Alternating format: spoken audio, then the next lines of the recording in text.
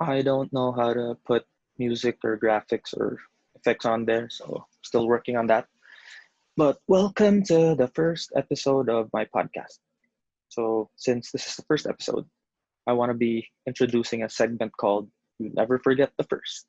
So, today we're going to be talking about the first thing that I bought with my first paycheck and my first successful trial experience. So, let's get right to it. Yeah, fair warning. Since I don't have a guest for this episode, I will be talking a little bit about myself. So hopefully you bear with me. Uh, I don't like violating my own rule of not making the podcast about myself, but uh, well, I told myself I'm not promoting. I'm not self-promoting, and it's really more about the story, which I think or which I feel uh, you can get something out of, I guess. So, anyways, yeah. So me myself, I actually took the bar twice, but this episode is not about the bar or like the experience. I just wanted to tell you that I took the bar twice, and after the first take, it was then that I realized that it was so hard to find a job that was related to law. So, uh, the period after the bar and waiting for the results, it's what I call law purgatory. So you have a lot of legal knowledge, but you're not a lawyer. So and and you have to factor in the fact that we live in a country that puts a premium on brands or schools. So law firms are picky. Law firms and companies are picky. So they want the so-called cream of the crop. So it's not very easy to get in. That's what I found out the first time. And well, you can't blame them because what if they take someone in and they unluckily do not make it? uh, the firms or the companies would have to you know start their search process again, so can't really blame them. So yeah, and like I said, I guess it was for the worst that I didn't find a job, or I learned that because I didn't make it. So either way, if I had found a job, I would have resigned anyways. But I had that big takeaway. I learned that it wasn't very easy looking for a job as an underbar. So the next time I took it, I think it was the first Monday after the last bar Sunday that year, the following year. I had already started sending out applications. So I think for that entire week, I sent out job applications, and I gave myself a deadline. I gave myself 2 to 3 months to look for a job or a law-related job. And if I don't find uh, any by then, I wanted to look elsewhere. And it helped that I had passed the real estate broker exam the previous year. So uh, I told myself that at least I had that option. So if I didn't have anything on the law side, I'm going to try to get some real estate experience. And that's exactly what happened. So since I didn't get any offers or callbacks in the 2 to 3 months that I gave myself, I ended up in a real estate company, a real estate developer, and that's where I got my first paycheck, my first official professional paycheck. Now, it wasn't even really a salary. Excuse me. It was what they called an allowance, which we had to substantiate. So we had to tell the company uh, what we spent the money on, and we had to show receipts. And well, I don't know, I didn't really care because I knew what I wanted to buy with my first paycheck, and it was a pair of sneakers. And I have them right here. I'm gonna show you. So these are the Prestos, Nike Presto Essentials. They're nothing fancy, and well, they still look good, but the rubber actually fell apart like a few weeks ago, and I had to glue it back. But it's okay now. But yeah, this serves as my reminder or a trophy of my welcome to adulthood. So this is what I bought using my first paycheck. But I didn't end up staying long with that real estate company. because I think it was midway through my stint there, excuse me, when I got an email, when I got a call from one of my previous job applications, and it was actually from the Department of Justice, the DOJ. So uh, I informed the people at the company, the real estate company, that I was gonna leave, and I jumped ship to the DOJ. And it was while at the DOJ when the results came out and I became a lawyer. So yeah, we had lunch with the Secretary of Justice and all that. But uh, it didn't pan out. I left. I left and I had to look for another job, and that's how I ended up in uh, my first law firm. So I'm going to be talking a bit about my experience with the law firm in the following segment. But yeah, for now, that's what I'm going to be talking about. So with my first paycheck from the law firm, my first lawyer paycheck, I also bought something. Surprise, surprise! Another pair of sneakers. It was a pair that I was unlucky to. I wasn't lucky enough to own when it first came out in college, and now that I had the money, I was earning my own money. I wanted to buy it, so yeah, it's this one. It's the Air Jordan 4 Pure Moneys. So they came out around that time. So this is the first thing I bought with my lawyer paycheck, with my lawyer money, and it's nothing fancy, but it's something to remind me of of that time. So that's all for my first purchase show and tell. But before I end this part, I guess the big takeaway that I want to impart or share is something that was also told to me by a friend. So he told me that when you pass the bar, uh, try to buy something or purchase something that you can like impute your memory to. So he was actually suggesting a watch, like a fancy watch, but well, I can't afford no fancy watch. So I decided to, stick with the sneakers. And but when your time comes, you young guys, you guys in law school or the law students, when your time comes, I suggest that you might want to look into that as well. So when you pass the bar, maybe you want to buy a watch or whatever. So yeah, I just wanted to share that. Now, so that's all for the first part. Now, the next thing I want to be talking about is my first successful court or trial experience. So, like I said, I was in a law firm, and looking back, one thing that I was thankful for uh, with the firm was that this is my favorite analogy of what happened to me. It was like uh, a basketball reference. It was like I was the top pick of the firm, and inst- instead of uh, making me rot on the bench or making me sit and observe, they gave me all the playing time that I could handle. So I think my second day at the firm, I was already appearing at a preliminary investigation. So I heard from some people would react that, oh, that's very irresponsible. But actually, no, I didn't bungle the case. So, I guess they knew what they were doing. They really did. And I'm thankful for that.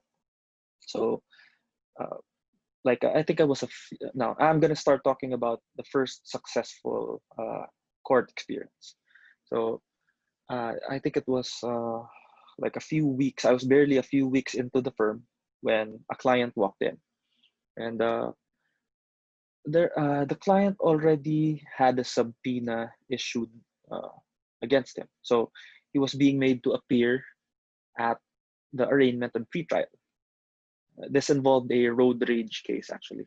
The long and short of it is that he got irate at another motorist who was cutting him, and his biggest mistake was he flipped the bird, and the other guy chased him down and uh, beat him up. And the worst part was it was the other guy who actually had the balls to file a case against him. So, and now he had a subpoena. So he walked into the firm with a subpoena and, you know, feeling helpless. So from our end, from the firm's end, we had to act fast. So look, I knew jack shit at that point. I mean, I didn't know anything, or I didn't know much. Like, I was just how many weeks into the firm. I was just really how many weeks as a lawyer. I mean, in law practice. So uh, yeah, what we decided to do was to file a petition for review before the Department of Justice, so or a PETREV. So what a PETREV does is that uh, when when a PETREV is filed, it suspends the arraignment for a period of 60 days. So what we wanted was to buy time for the client, uh, and we had to scramble because I think that was the latter part of October. So I think the period was to lapse November 3rd. So I was actually working on November 1st and 2nd. So while everyone was on holiday or doing whatever for All Souls and All Saints, I was actually working.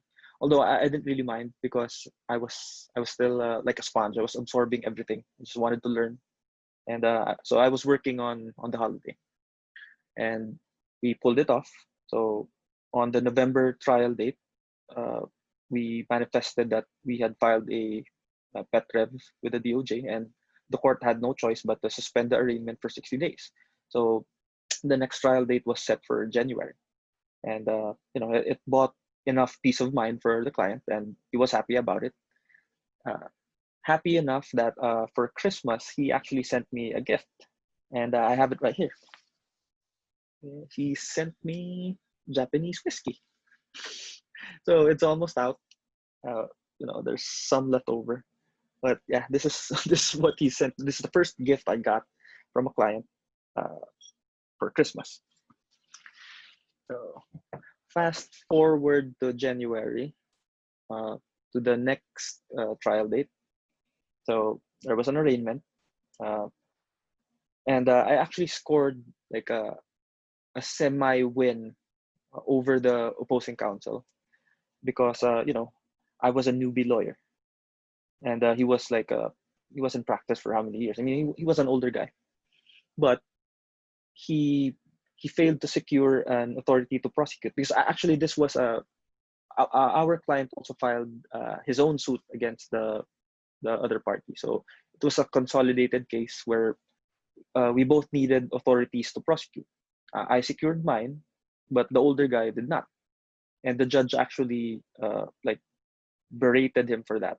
Like the judge was even saying the younger lawyer was even mindful enough to secure one, and you're supposed to be you were supposed to have been longer in practice. Why didn't you think of getting it? So I scored one over him that day. But the funnier thing that happened was that well, the victim's husband was present, and the whole time he was actually throwing us dagger looks at myself and the client. So the whole time he was like staring us down, like out for blood, that kind of look, like he wanted to f us up. So the whole time I kept telling the client, uh, just calm down, uh, don't start shit of your own, just let him do whatever, just calm down. And I think that was the smartest thing that I told him because true enough, like when when the when we adjourned and the judge had just retreated to the chambers and we were like crossing paths with the other parties, the guy blew his top. He actually tripped my client and started kneeing him. And this was in front of the fiscal. So it was actually the fiscal or the prosecutor who was, separating them, and in front of everyone there present in court that day. So it was crazy. And he was saying, I have no respect for men who hit women, something like that. And at the same time, the victim, the supposed victim, the woman, was also sounding off. So we were like trying to appease them. We were even thinking of going for a settlement, but how are we gonna talk if both of you are hostile? But the woman even said that, the only way, I really want this guy sent to jail because he doesn't deserve to be walking the streets. Parang ano to, pag mga lalaki na parang nananakit ng babae, dapat kinukulong yan. And she was even saying that the only way that she could forgive him is if my client would kneel in front of her in a public place, and she would slap him in front of everyone present. Like I think she wanted to do it twice, and then good na daw sila. Just crazy. And this was in front of the fiscal, so they got in trouble that day. So I think whatever strategy the opposing counsel had, it was out the window. Like when they started their shit. So it was funny. So we were preparing for the worst, the next trial. But just as the hearing started, the opposing counsel approached me and said that they wanted to settle. So of course I welcomed it. And when the case was called, I made a manifestation before the judge and told her that the parties were willing to reach a settlement, and she was happy about it and said that she was going to archive the case. So essentially, my client was acquitted. So yeah, we left the court happy that day. We got a win. That was my first official win. And right before I went home, he said, "Come on, let's drop by the house. I want to give you something." So yeah, we drove to his house, and he gave me the second gift, which was another bottle of Japanese whiskey, which is almost out. So yeah, I still have it, and I think even when this runs out, I'm just gonna keep the bottles for as a souvenir, like to help me remember my first official court W West Side. Yeah, so that's my story. That's the story of my first official court win, and yeah, I hope you enjoyed it, or I hope you found it funny. And well, I'm gonna assure you that the following episodes, there's gonna be less talking from me. I'm gonna try to have my guests come in, and they will be doing most of the talking. I'll just be facilitating, although I might interject at some point or sometimes. But yeah, most of the talking will be coming from the guests, and uh, more knowledge will be dropped by them. So yeah, I'm gonna be announcing the next guest soon. And so that's all for now. Thanks for listening to the first episode of the pod, and see you on the next. Deuces.